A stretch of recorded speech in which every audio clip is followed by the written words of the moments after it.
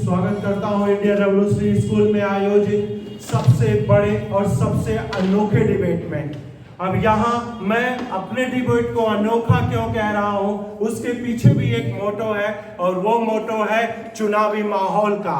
मैं 2022 के चुनाव की बात नहीं कर रहा हूं, मैं बात कर रहा हूं 2042 में होने वाले विधानसभा चुनाव का, जिस चुनाव में हमारे 4 प्रतिभागी अपनी अपनी पार्टी के साथ पार्टिसिपेट करेंगे और वो 4 प्रतिभागी हैं छोटे छोटे 13-14 साल के बच्चे। आप सोचिए 20 साल बाद जब 2042 के चुनाव में ये एज ए सीएम कैंडिडेट के तौर पे आएंगे तो 20 साल की समझ इनके पास होगी। अगर ये 13-14 साल के लड़के आज बात करते हैं यूपी के विकास की, आज बात करते हैं यूपी के इकोनॉमिक्स की, उसके अर्थशास्त्र की, उसके सांस्कृतिक विकास की, तो सोचिए 20 साल बाद इनकी सोच कहां तक पहुंचेगी। अब आपके सामने ये भी एक क्वेश्चन उठ रहा होगा कि सर 20 साल बाद की परिचर्चा आज क्यों? तो आपको पता होना चाहिए विधानसभा का जो चुनाव होता है, यानी जहां से आपका चीफ मिनिस्टर चुनाव हो जाता है, उसके लिए कम से कम आपकी एज 25 साल होनी चाहिए। यानी अगर आप 25 साल कंप्लीट कर लेते हैं तभी आप विधानसभा के चुनाव में पार्टिसिपेट कर सकते हैं, चाहे सीएम बन सकते हैं। ये हमारे 13-14 साल के बच्चे जो आज राजनीति की इतनी समझ रखते हैं, वो 20 साल में सोचिए कितने परिपक्व हो चुके होंगे, जो 2042 के चुनाव में सीएम कैंडिडेट के तौर पे हमारे सामने होंगे। ये किस प्रकार उत्तर प्रदेश को उत्तम प्रदेश बनाएंगे, हमारे डिबेट का सबसे बड़ा मुद्दा यही है। यानी 2042 जहां इंडियन रेवोल्यूशनरी स्कूल के ये 4 बच्चे पार्टिसिपेट करेंगे चीफ मिनिस्टर के चुनाव में, और चीफ मिनिस्टर के चुनाव जीतने के बाद ये किस प्रकार उत्तर प्रदेश को उत्तम प्रदेश बनाएंगे, आज हमारी चर्चा का सबसे बड़ा विषय यही है। इसी पे चर्चा करेंगे हम अपने 4 पार्टिसिपेंट। दोस्तों अब मिलते हैं 2042 के चुनाव में एज ए सीएम कैंडिडेट के लिए अपने चौथे प्रतिभागी मिस स्वाति से। आप सबका बहुत बहुत शुक्रिया कि आप सब यहाँ पे आए मुझे सुनने के लिए, और मैं आप सबका अभिवादन करती हूँ। मेरा नाम स्वाति है और मेरे पार्टी का नाम है भारतीय कल्याण पार्टी, और मेरा चुनाव चिन्ह है जलता हुआ दीपक।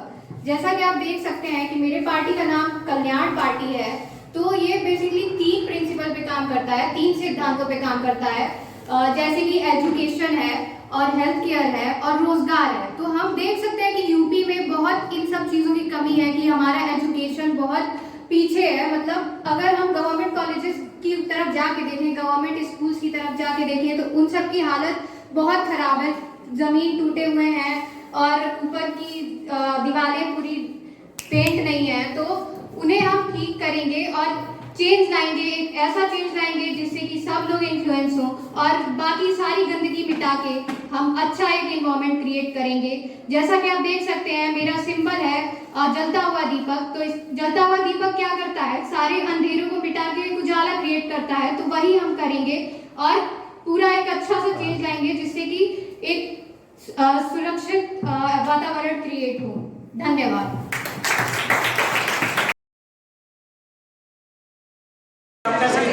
सीटें भरी नहीं जा पा रही तो आप नए जॉब्स कहाँ से लाएंगे? पहले आप जो सीटें खाली उन सीटों को भरना पड़ेगा। सीटें देखिए खाली नहीं है।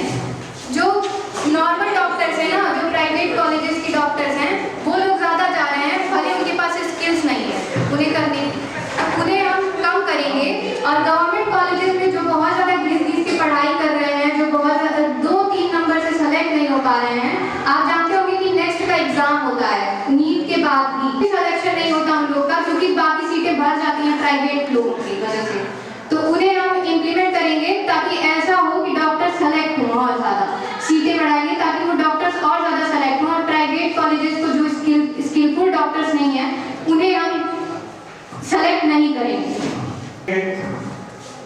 इन्होंने जैसे बोला कि मेडिकल सेक्टर में और ज़्यादा सीटों को बढ़ाएंगे। पहले से ही इतनी ज़्यादा सीटें हैं, अनएम्प्लॉयमेंट इतनी ज़्यादा बढ़ी हुई है कि लोगों को वो सीटें भरी नहीं जा पा रही हैं।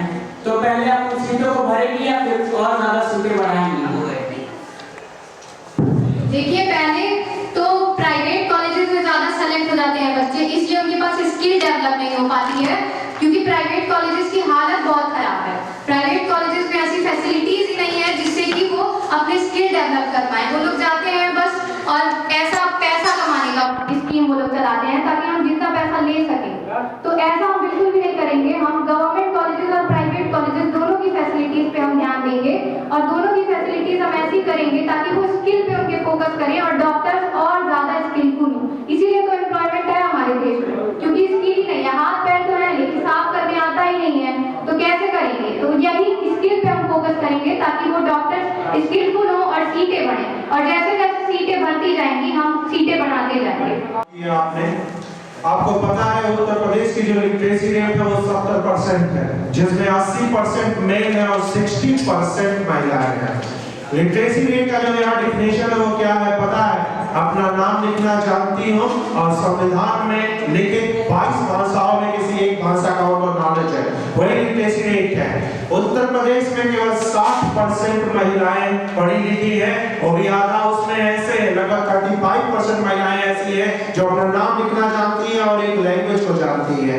तो आपने कहा मैं वुमेन एम्पावरमेंट बढ़ाऊंगी, लेकिन आपने ये नहीं बताया आपने उन वुमेन एजुकेशन के लिए क्या सोच के रखी है, उन्हें एजुकेशन कैसे प्रोवाइड करिएगा। और साथ में मैं ये भी जानना चाहता हूँ क्या आपको सही लगता है जो उत्तर प्रदेश में लिटरेसी रेट का डिफिनेशन है वो सही है या नहीं, आप उसके लिए क्या करिएगा?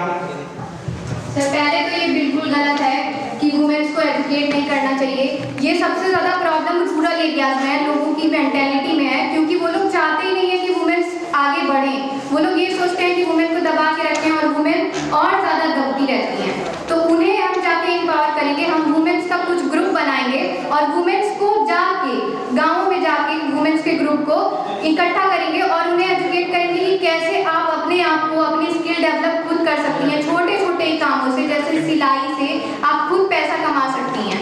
तो इस चीज़ में हम उनको एम्पावर करेंगे ताकि वो अपना अच्छा एजुकेशन और स्कूल्स भी डेवलप करेंगे रूरल एरियाज में, ताकि वो पढ़ सकें, बच्चियाँ पढ़ सकें छोटी छोटी, ताकि वो अच्छे से अपना सारा स्किल डेवलप कर सकें और सारी चीज़ें मेंटेन वे में हों।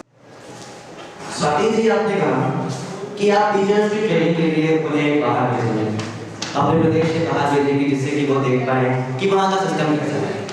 मैं पूछता हूँ कि अगर आप उन टीचर्स को बाहर भेज रहे हैं तो उतने दिन उन बच्चों को कौन पढ़ाएगा? जी, आपका क्वेश्चन बहुत ही बढ़िया है।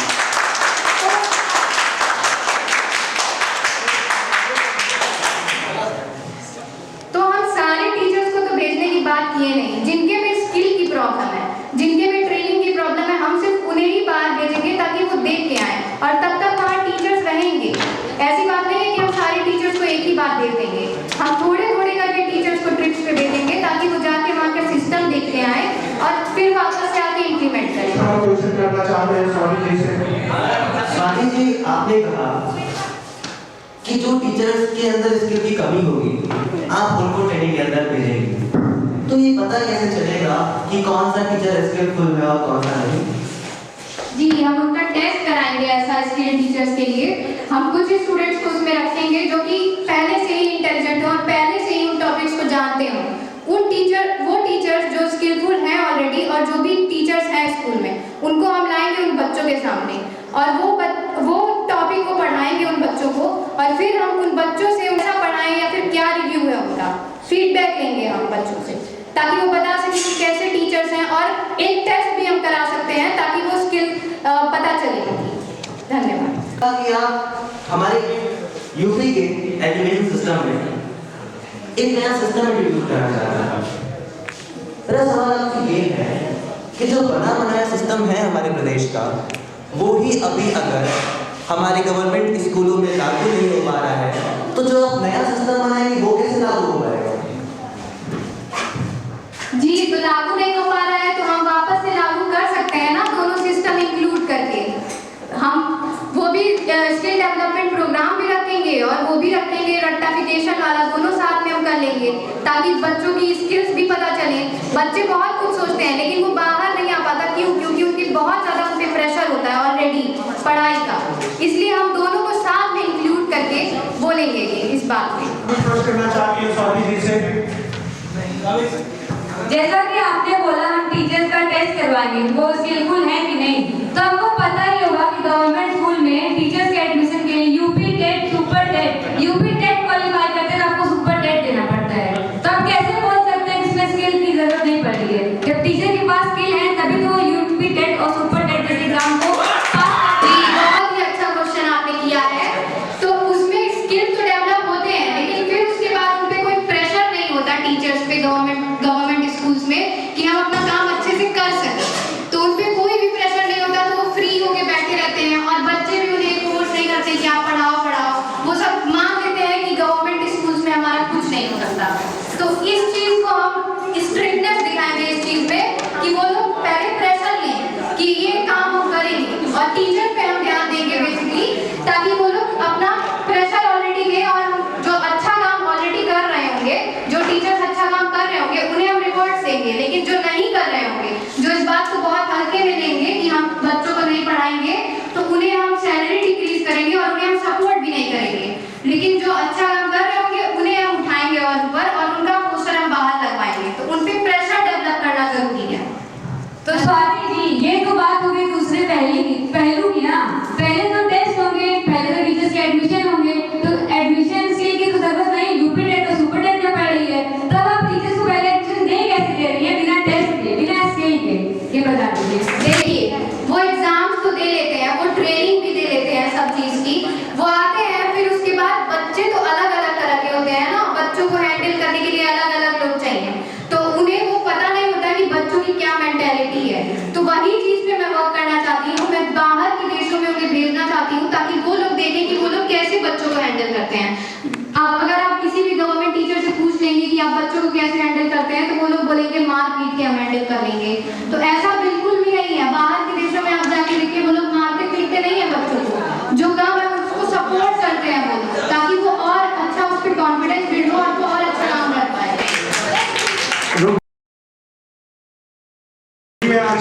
आइए, कुछ ऑडियंस के भी क्वेश्चन है। ऑडियंस सबसे परेशान है क्वेश्चन करने के लिए, नहीं चाहते हैं कुछ ऑडियंस के क्वेश्चन। स्वाति, मैं आपसे एक प्रश्न पूछना चाहता हूँ कि आप टीचरों को भेजेंगे बाहर देशों में ताकि उनको जानकारी मिल सके कि किस तरीके से बच्चों को ट्रेन कर, बच्चों को कैसे पढ़ाते हैं, कैसे उनको ट्रेन करते हैं। तो आप उनको मान लीजिए फिनलैंड का एग्जाम्पल आपने दिया था, फिनलैंड एजुकेशन में बेहतर परफॉर्मेंस दे रहा है पिछले सालों से, तो फिनलैंड भेजना है। तो फिनलैंड भेजने के लिए आप उतना टीचरों को भेजेंगे, उतना दूर तो फंड कहाँ से आएगा उनको देने के लिए?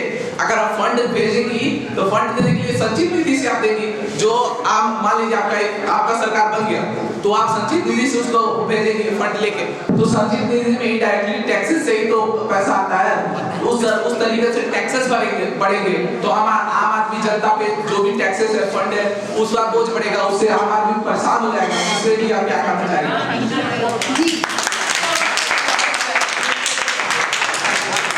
तो मैं आपको बता दूं कि यूपी का जो पैसा आता है ना, वो 5 लाख करोड़ पैसा आता है, और उसमें अगर हम 6% एजुकेशन को देते हैं, और ये सेंट्रल गवर्नमेंट के अंडर में भी आता है एजुकेशन, और सेंट्रल गवर्नमेंट 33% देती है अपने शेयर का एजुकेशन पे इन्वेस्ट करने के लिए।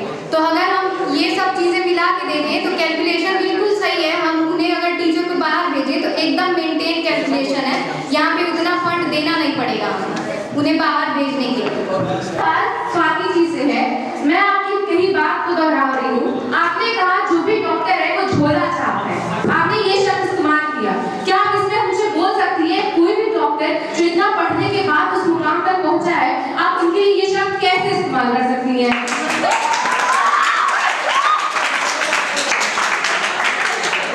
जो इतना पढ़ के पास होते हैं ना, मैंने उनके लिए बिल्कुल भी ये शब्द इस्तेमाल नहीं किया। मैं भी बायो से ही पढ़ी हूँ, मैं जानती हूँ कि वो कितना मेहनत करते हैं। मैंने जिसके लिए इस्तेमाल किया ना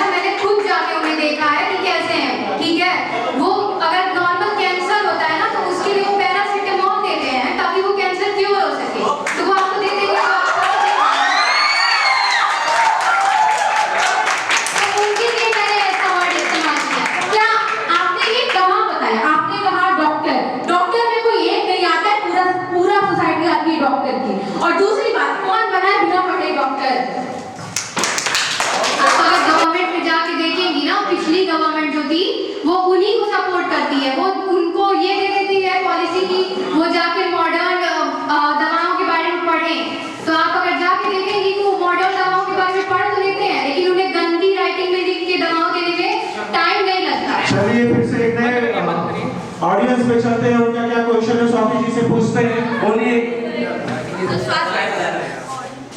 तो स्वाति जी, जैसा आपने कहा अभी कि कितने सारे ऐसे बच्चे हैं जिनका 1, 2, 3 नंबर से उनका सिलेक्शन नहीं होता है, उनका सिलेक्शन नहीं होता है बस 1, 2 नंबर से। तो क्या आप एग्जाम को इजी करने वाली हैं? जी बिल्कुल नहीं, एग्जाम इजी नहीं होगा। एग्जाम तो ऑलरेडी इजी है, आप उसे इजी करके क्या करेंगे? हम सीटें बढ़ाएंगे और उस स्कूल की फैसिलिटीज को अच्छा करेंगे ताकि वो और ज्यादा डॉक्टर्स फिट हो सके उस चीज में। सीटें आप जानती हैं गवर्नमेंट कॉलेजेस में बहुत कम है और प्राइवेट कॉलेजेस इतनी ज्यादा बढ़ रही हैं, इस वजह से गवर्नमेंट कॉलेजेस में बहुत ज्यादा कम है और गवर्नमेंट कॉलेजेस भी लिमिटेड ही हैं डॉक्टर, तो उसको हम बढ़ाने की कोशिश करेंगे। नहीं होता हम लोग का, क्योंकि बाकी सीटें बढ़ जाती हैं प्राइवेट लोगों की वजह से।